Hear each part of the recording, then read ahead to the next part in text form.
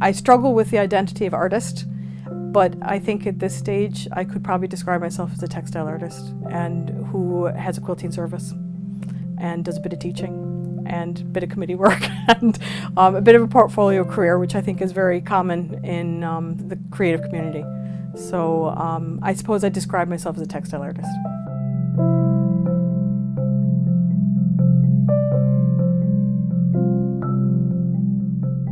We came to Ireland back in '89, and at the time there was only one work permit per family, unless you had skills that were extremely desirable, and I didn't. So I trained in automotive design, and they weren't really transferable, and the economy wasn't at its best at the time either. So the first year we were here, we lived up in Kells, and a friend taught me how to knit. And of course, all the family back in America was dying for Aran jumpers, so did lots and lots of knitting in the first year or two. And we moved down to Cork then in '90, so about a year later. And I thought I need something different, and I picked up a book on how to make quilts. I think the first project I made, I made a couple cushions I gave them to my mother-in-law as a birthday gift. And then I made a small quilt for a friend as a gift. And they're shockingly bad, but you know, that's okay. Most beginners do make bad projects to begin with. And I suppose I was hooked. It evolved quite slowly. Sometimes it was playing with words, and because often in the groups I was involved with, they'd have challenges where you'd be given a piece of fabric and a theme, or you'd be given a piece of fabric. And I like to play with how we perceive that and how you could interpret it. So there was always that interest from fairly early on. And then I suppose the texture always interested me as well, and making the most out of the quilting. And it evolved into music, became something I liked working with. Still, I suppose I still do. I made a quilt for a teacher actually, where each patch, so to speak, represented a note. So the size of the patch, they were all based on, like, let's say 2 inches high. So the length of the patch determined what size the note was, or the length of the note, and the colors then represented the scale. Now when it was all constructed, it just looked like a quilt, but you could read it as a piece of music, and I thought that was really fun. So that kind of set me on that path to doing a few quilts where they were readable as a piece of music. I suppose the last one was The Wheel, which is in the Triskel at the moment.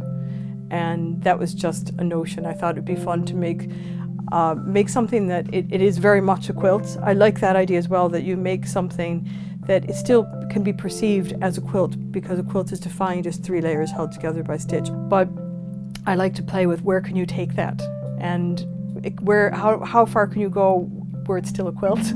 So the idea of putting something on a wheel that actually moved, I thought would be kind of fun.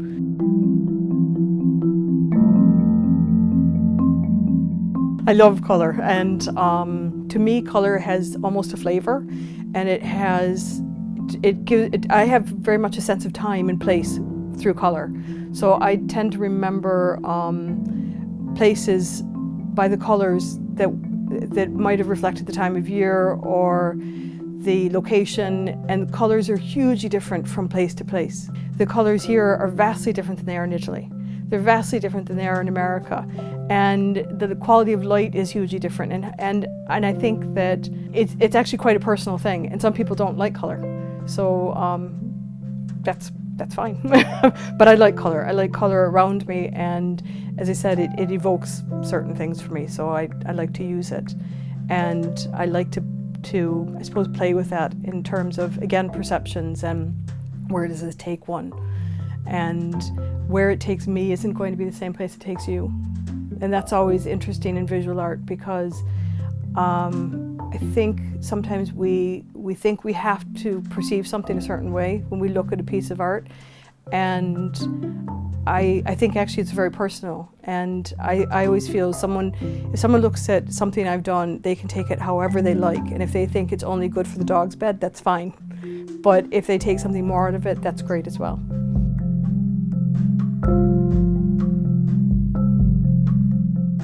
So the idea is that the colors are pathways and the words are directions, and how we communicate directions, which is quite different here than it is in other places. And I mean, the classic one is you can't get there from here, which of course you can. So, unless you're in a black hole, you've got to be able to get there from here. So there's phrases like turn left at the house that used to have a gate. Well, I suppose if there's a gap in the wall, you might know there was a gate there. But most of these phrases, well, no, actually all of these phrases were things that I've either heard people say or that people shared with me that they're used in their local community. I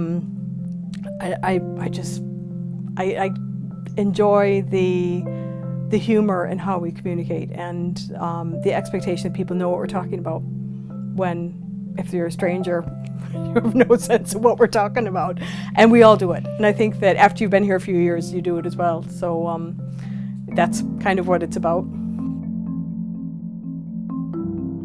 My first exposure to the network was, before it was a network, it was a project called Architects, and I was involved with the Irish Patrick Society, and we were invited to a meeting about the possibility to form this new group. So I got involved very early on. I was on the founding committee. It's an interesting group because it's evolved according to the needs and I don't want to say the whims, but the needs of the committee and the needs of the membership. So it's had a different focus as it's gone on over the years, and I'm sure that will change in years to come as well. I think it's an amazing group, and that there have been no major bust-ups. There's been no major falling out. There's a consensus about, it's really about the love of textiles and promoting that love of textiles through teaching and through exhibitions and sharing of skills and ideas.